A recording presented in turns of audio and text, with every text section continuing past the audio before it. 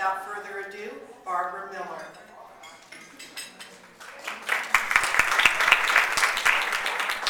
Thank you, ladies. It's so nice to be here and to be a member of your group. So happy. I started writing books, actually, it's been about 7 years ago, I think. And my first book, You Lost Your Marriage, Not Your Life, was about my journey through divorce. And oddly enough, that was the first book I wrote, and I'm still doing radio interviews for that book, because there are so many who have experienced divorce, and if not you, your family member or someone probably has. And so that book actually was a #1 on Amazon in the divorce category. So it was a bestseller.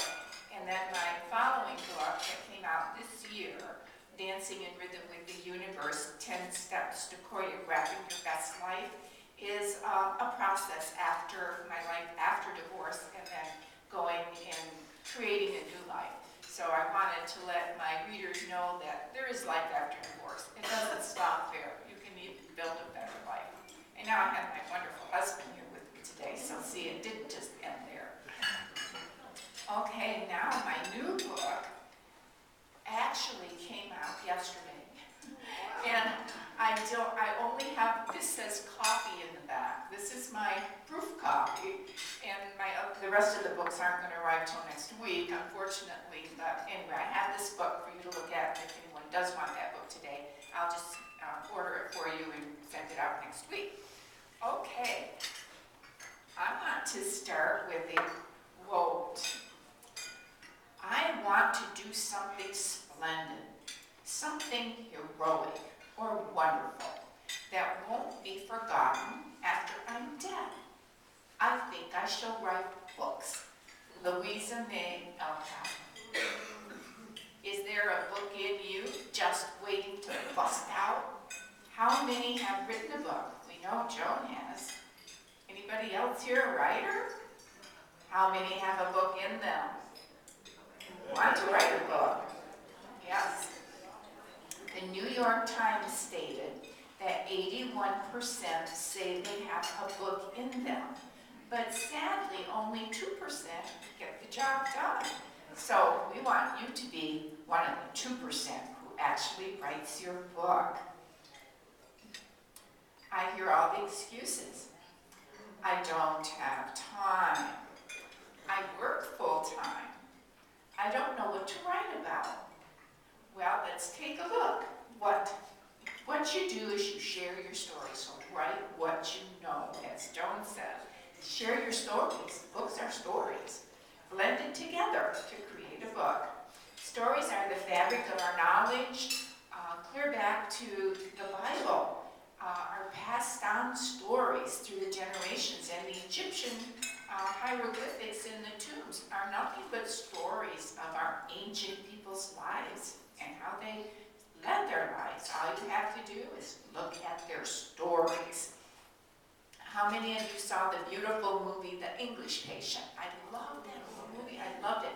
Especially, what were they doing in the evenings when they were out in the desert? They were around the campfire sharing their stories.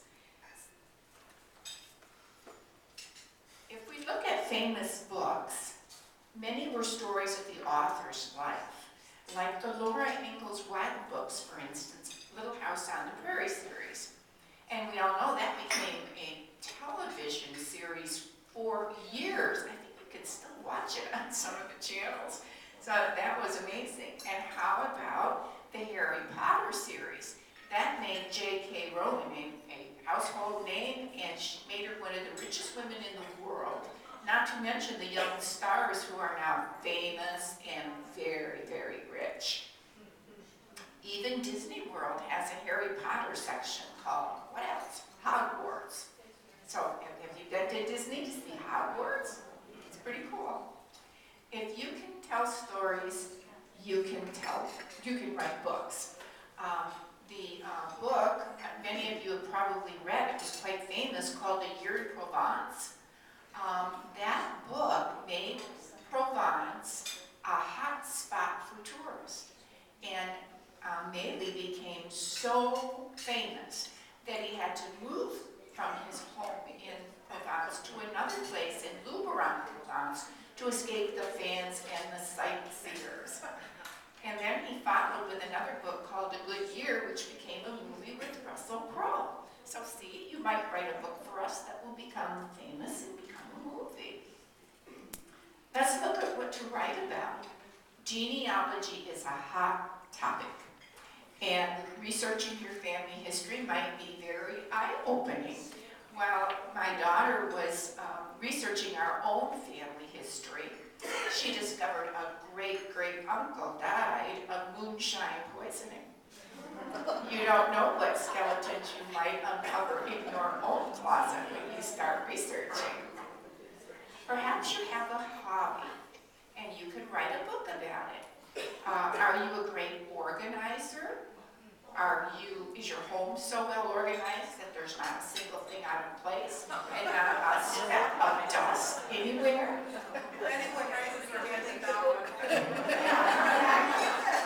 Everybody wants to get organized, so you can tell them how. Describe how you go about your day, about being organized. Maybe neatness is an obsession with you, and you spend every minute being neat. How has this affected your life and the other family members? It might be fun for you to clean, dust, and sort, so you can tell us how we can do it too. Write your book. Self-help books are a great choice, as people are always wanting help with their various issues and problems. And there's something very gratifying when you can help others and give them some advice that's going to help them out in their life. And I mentioned my first book, You Lost Your Marriage, Not Your Life, my own personal journey as I struggled through divorce and the changes it brought. I had to come to grips with the fact that my life, as I had known it, was forever changed. A friend paid me a visit when I was really at my lowest with my divorce, and what did she hand me? A book, of course. She handed me Joan Rivers' book titled Bouncing Back. This was Joan's own story of personal loss through the death of her husband, the closing of her Broadway play, and the bankruptcy of her jewelry business. Whatever your opinion of Joan Rivers, that book helped me so much, and that was years ago, and I still have that book. People need your ideas and books to enhance their lives, so don't let another day go by without starting your book. We have had opportunities available, never like we have today. Remember, the time's going to pass anyway. We might as well end with the book. If you started a book and it's sitting in mothballs, dig it out, drag it out, dust it off, and finish it. Or sit down in front of your computer and start typing. Okay, we have reviewed various ideas, and once you pick your topic and genre, you are ready to begin your research. Read, read, and read. Research your topic on Amazon. See if there are others who've written a similar book as you wish to write.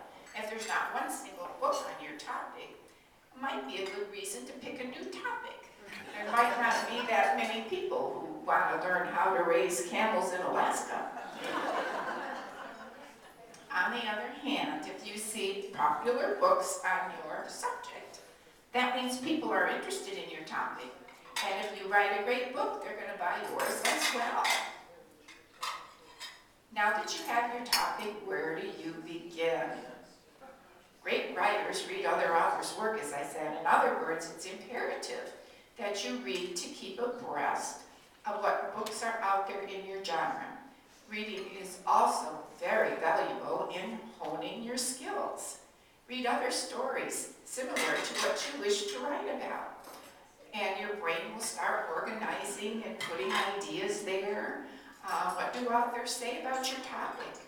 And how could you write it in your own words and put a new twist on an old story and make it better? The most important thing is to know your material. And if not, then re-examine your motive for writing about it. If you have a subject you are passionate about, you must learn it. We are blessed not only with amazing libraries, but with the internet at our fingertips. Remember those college days when we hung out at the library doing research? Ooh. Now, we don't have to do that. We have the internet at our fingertips. I highly recommend that new authors read other authors' work, as I mentioned, because it will help you create your own style and your own voice.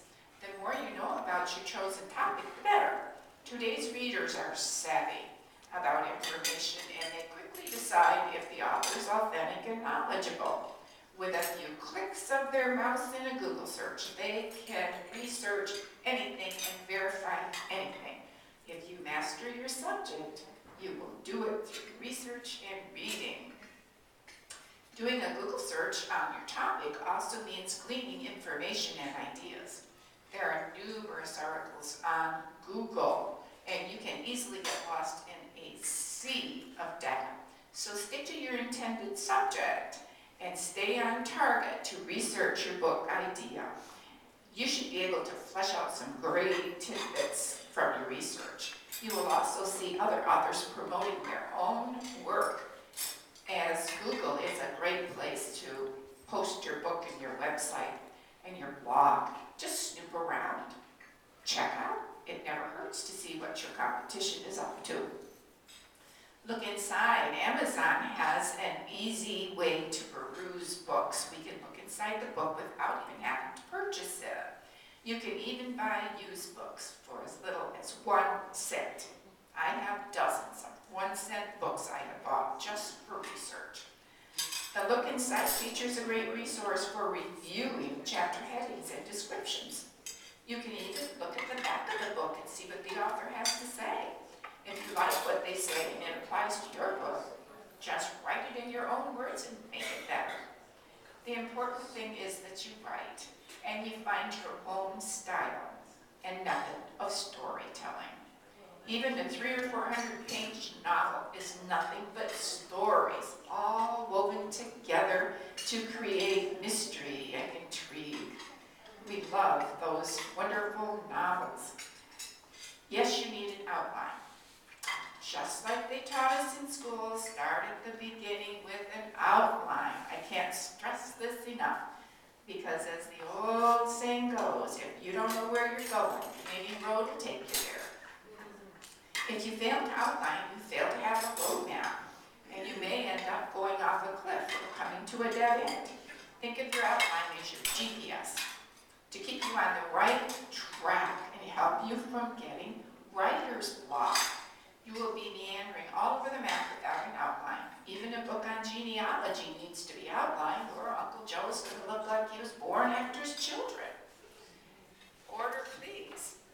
When outlining your book, every detail must be in order, well thought out and researched, especially if you're going to get a lot of facts. Even though you start at the beginning, always keep the end in sight to keep your focus. First, purchase a 3-ring old-fashioned binder and half a lined paper with pre-punched holes.